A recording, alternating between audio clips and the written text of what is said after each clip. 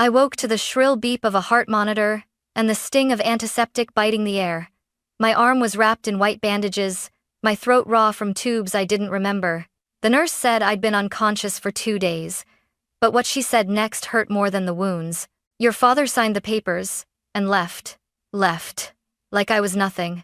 The only family I'd ever known had walked away before I even opened my eyes. For hours, I stared at the ceiling, trying to believe there was a reason, maybe fear, maybe shock. But deep down, I knew the truth. I'd been unwanted my whole life. Then, just when I thought I was completely alone, 2 police officers stepped into my room with a file and a faded photo of a missing child. And that's the moment my entire world began to unravel. It happened on a Thursday night, the kind of night when the sky feels heavy enough to crush you. I was driving home from my second shift at the diner, half awake, the wipers struggling against the freezing rain. The radio crackled with static just before my tires hit a patch of black ice. In one breath, I was fine. In the next, screech. The steering wheel spun. Headlights flashed. Then metal screamed against metal.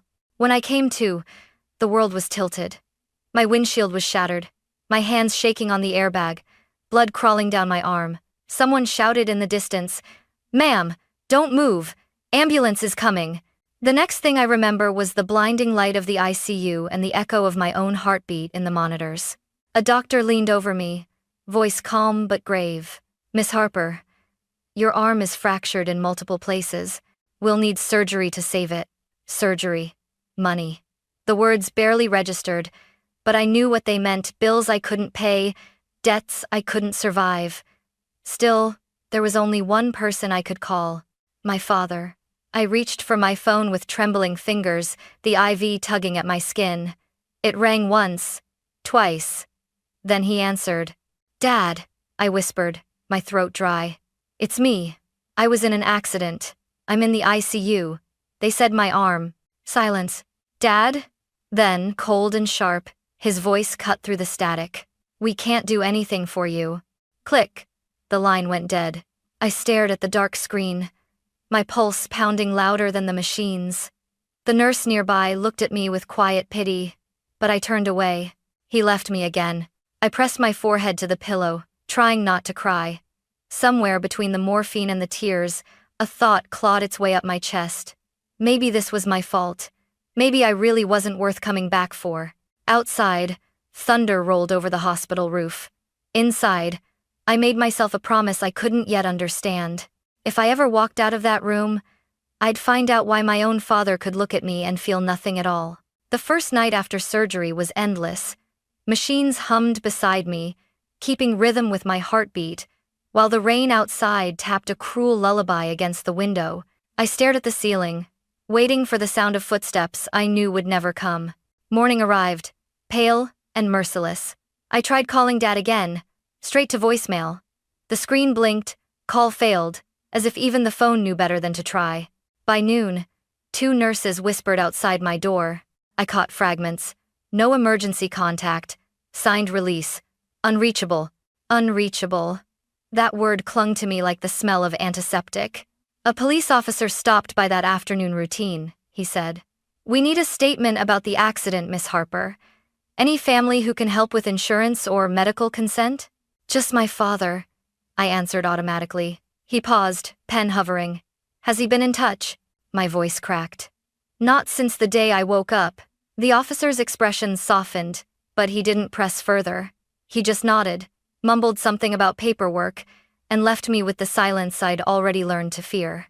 That night, the hospital cafeteria's soup cooled untouched on my tray. The nurse, a kind woman named Elise, sat at the foot of my bed while changing my IV.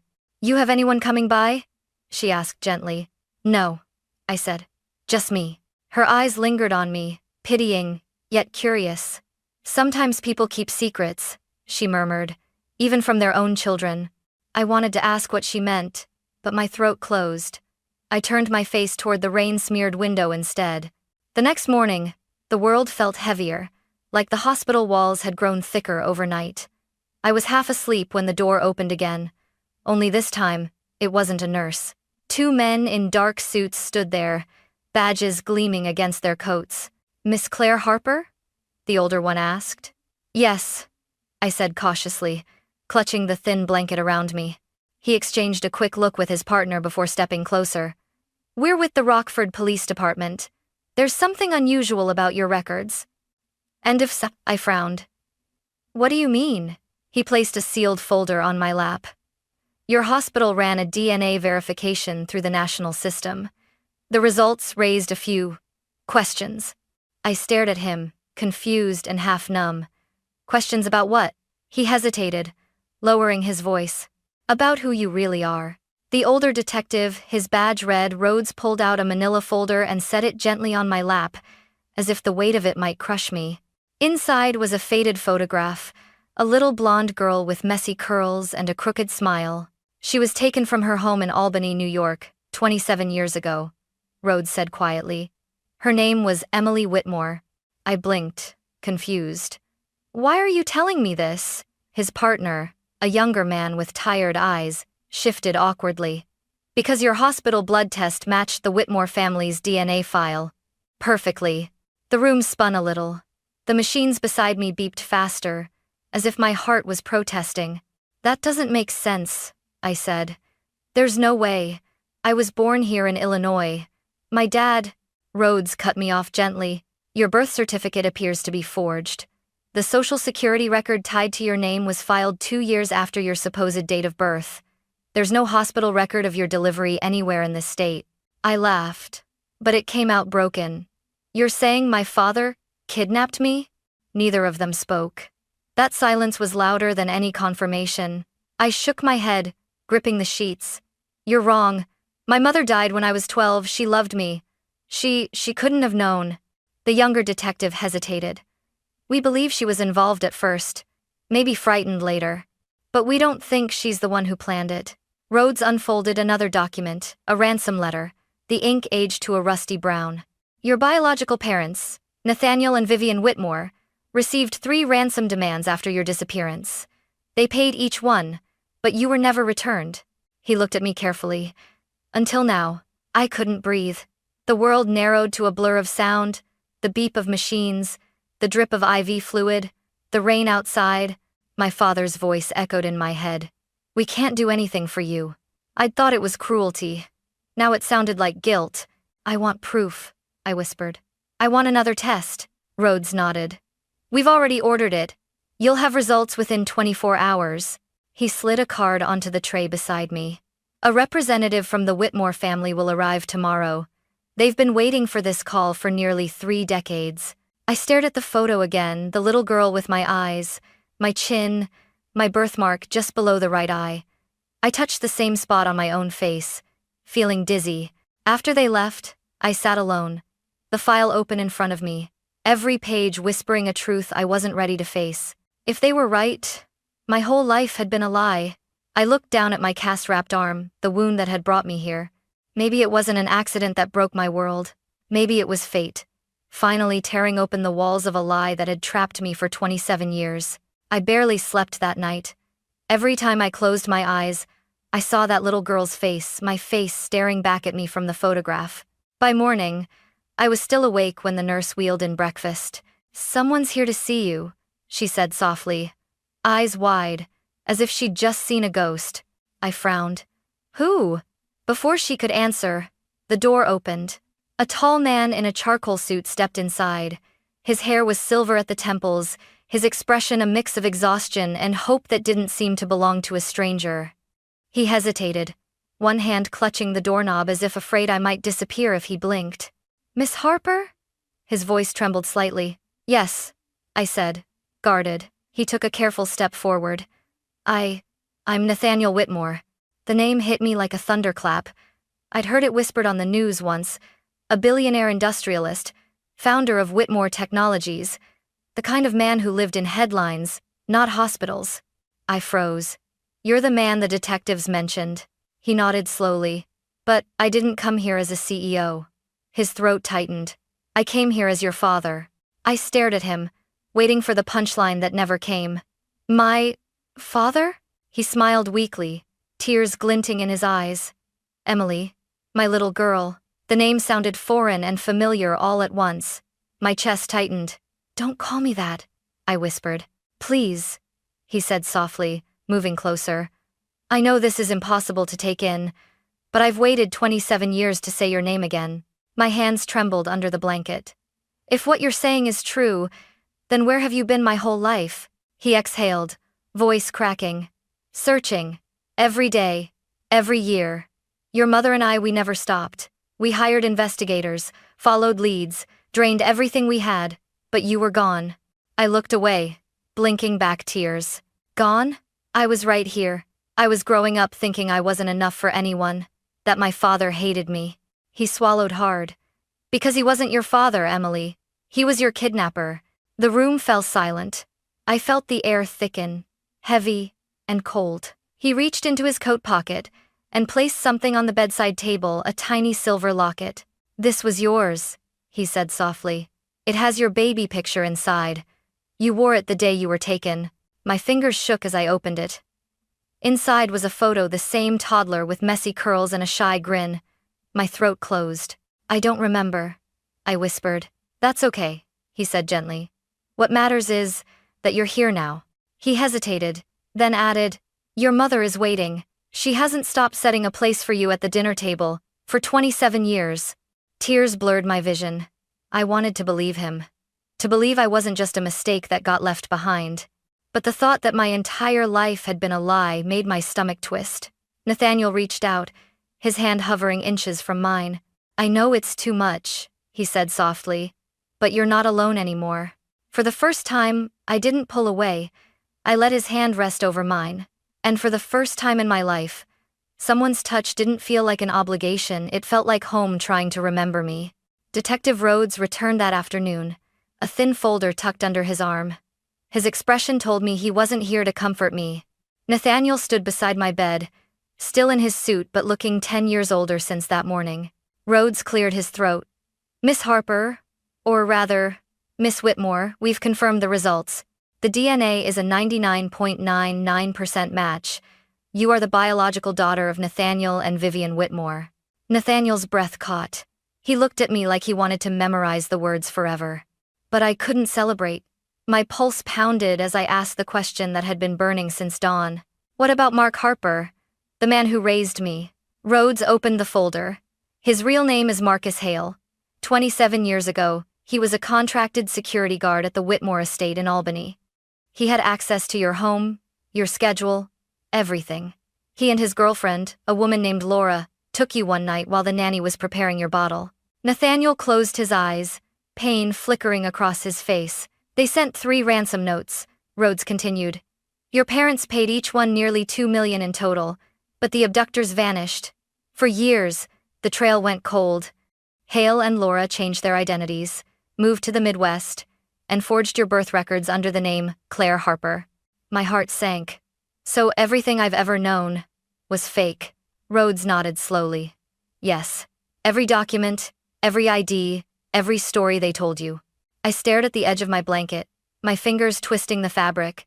He used to say Mom died of pneumonia when I was 12. Was that true? Yes, Rhodes said carefully. But she wasn't your mother. According to our research, Laura died of a lung infection in Wisconsin. She kept her secret until the end. I tried to breathe, but the air felt too heavy. My chest burned. He treated me like a burden, I whispered. Like I owed him for existing. Nathaniel took a step forward, voice trembling. Because he knew, Emily. He saw your face every day, a reminder of what he stole. Guilt doesn't always make people kind. Sometimes it makes them cruel. I turned to him, tears stinging my eyes. Then why did he leave me? If he was so afraid of being caught, why not run? Rhodes exchanged a look with his partner. Maybe he realized it was over. The hospital DNA verification would have exposed him. Leaving you there was his way of disappearing before the truth caught up. It hit me like a punch. He hadn't left because he was disgusted or overwhelmed, he'd left because he was guilty. I pressed my hand against my chest, my heartbeat frantic. He walked out to save himself, not me. Nathaniel's voice softened. And that's why we're here now, to make sure he never hurts anyone again. I looked up at him, at the man who claimed to be my real father, and for the first time, I saw a reflection of myself in someone's eyes. Still, Anger boiled beneath the shock. The man who had raised me had also destroyed me. I want to see him, I said, my voice steady now. I want to look him in the eyes and hear the truth from his own mouth. Nathaniel hesitated, then nodded. All right, but you won't be alone this time. And as the sun dipped below the horizon outside my hospital window, I felt it, the first spark of something I hadn't felt in years. Not fear, not despair, resolve. The drive to Milwaukee felt endless. Nathaniel sat beside me in the back seat of the unmarked police car, silent except for the quiet hum of his breath. I could see the reflection of red and blue lights flashing across the rain-streaked window. The closer we got, the more the memories clawed at me, the shouting, the cold dinners, the slammed doors. Detective Rhodes turned to me. You don't have to do this, Miss Whitmore. We can handle the questioning. But I shook my head. No, he stole 27 years from me. I'm going to hear him say it. When we pulled into the cracked driveway, the house looked exactly like I remembered: peeling paint, an uncut yard, blinds drawn tight. It wasn't a home, it was a cage disguised as one. The officers went in first. Moments later, Rhodes waved me forward. Nathaniel followed a step behind. Marcus Hale sat at the kitchen table, handcuffed, his shoulders slumped. He looked smaller than I remembered, like the years had already started taking him apart. His eyes lifted when I entered. For a second, he almost smiled. Claire, he rasped. I froze. That name, the lie he gave me, scraped against my chest. Don't call me that, he frowned, confused. What's wrong with you? What's going on? I took a step closer, my voice sharp. What's wrong? You kidnapped me. He blinked, the color draining from his face. They told you that, didn't they? The cops, that rich man. I cut him off. Is my father. My real one. Mark's jaw clenched. You don't remember what it was like back then. I saved you. You were crying, screaming they didn't care about you.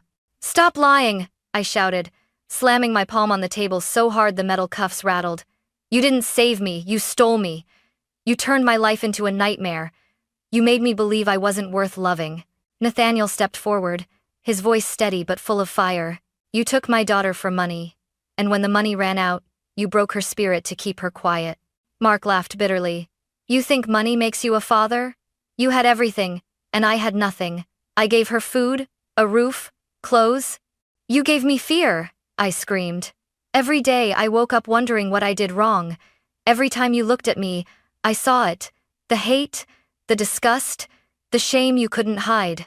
He stared at me, his mouth trembling. You were a reminder, he said quietly, of what I'd done. I thought if I kept you close, I could make it right. But every day I looked at you, it got worse. I couldn't stand it anymore. Nathaniel's voice broke through, quiet and cold. And so you left her in a hospital to die. Mark's hands tightened into fists. I couldn't do it anymore.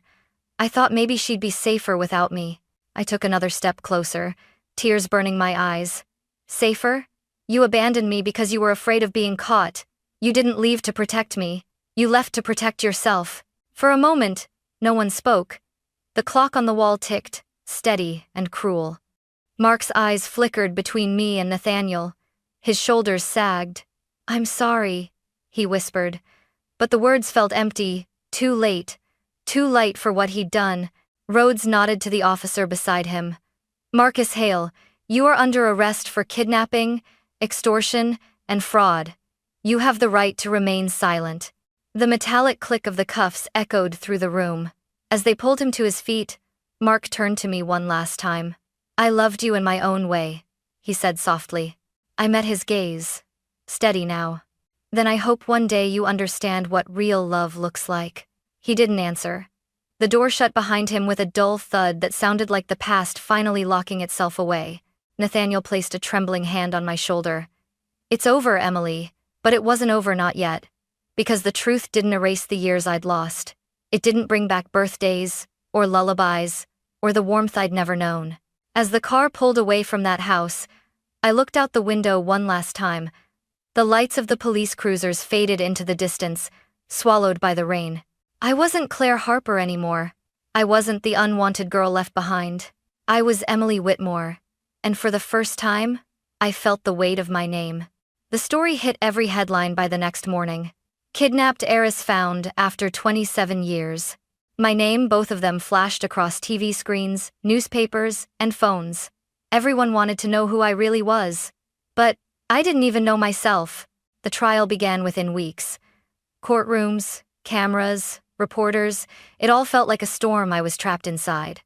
I sat behind the glass wall of the victim section, watching the man who had raised me shuffle in wearing an orange jumpsuit. His hair was grayer, his shoulders bent. He didn't look like a monster. He just looked small. The prosecutor's voice echoed through the courtroom.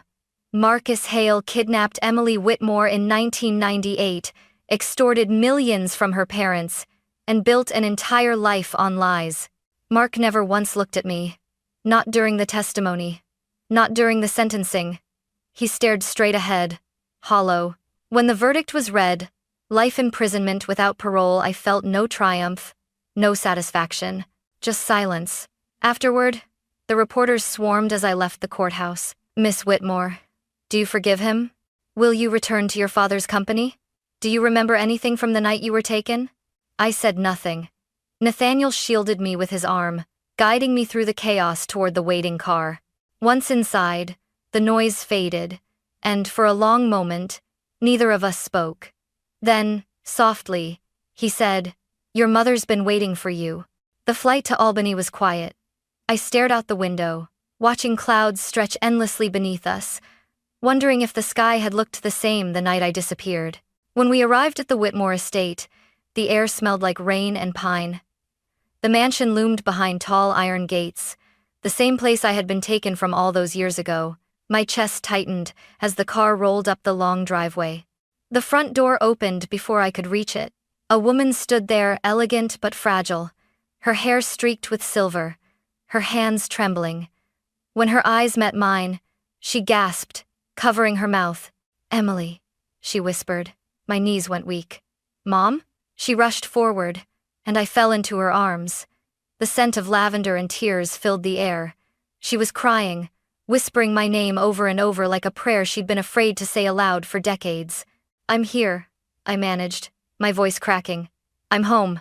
Nathaniel's arms wrapped around both of us, his face buried in her shoulder. For the first time, I understood what belonging felt like. Later that evening, my mother showed me a small bedroom at the end of the hall.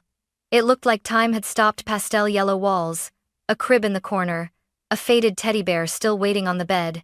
"I couldn't bring myself to change anything," she said through tears. "Every week I cleaned it hoping you'd come back." I sat on the bed, tracing my fingers over the old quilt. For the first time in 27 years, the house didn't feel like someone else's story. It felt like mine. The months after the trial felt unreal, like living in someone else's memory. Therapy sessions, interviews, foundation events, everything moved faster than my heart could process. People called me lucky, but they didn't understand. You can't call it luck when your entire life begins with a lie. Nathaniel offered me a place at the Whitmore Foundation, an organization helping families of missing children. I said yes, not because I wanted to stand behind his name, but because I wanted to give other lost kids the ending I almost never got. I moved into a small apartment near the city, far from the cameras and whispers. It wasn't grand like the mansion, but it was mine. Some nights, I'd sit by the window with a cup of tea, watching the city lights blur into gold. That's when the memories came, his voice, his anger, his silence. For years, I let them haunt me. But one night, something shifted. I opened my old hospital journal and wrote, "Forgiveness isn't about them. It's about me. I forgive to be free." The next morning, I visited the prison. Not for closure, not to see him suffer, just to prove to myself I could. Mark looked older, thinner, smaller. He didn't speak when I walked in. I placed a single photograph on the table, a picture of me with Nathaniel and Mom, smiling in the garden. "I wanted you to see this," I said quietly, "because I finally understand something. You didn't destroy me. You just delayed who I was meant to be." He stared at the picture, his eyes wet but wordless. I stood and walked away. Outside, sunlight spilled across the parking lot, soft, warm, almost forgiving. Later that evening, I returned home and stood on my balcony, feeling the cool wind brush my face. For the first time, I didn't feel broken. I felt light. I whispered into the night. Dad, wherever you are, both of you, I forgive you. Somewhere, deep inside, a knot finally loosened. Because forgiveness doesn't mean forgetting the pain. It means choosing peace over poison. And as the city shimmered below me, I realized something simple yet profound. I was no longer the girl left behind in an ICU bed. I was Emily Whitmore, a survivor, a daughter, and finally, my own person,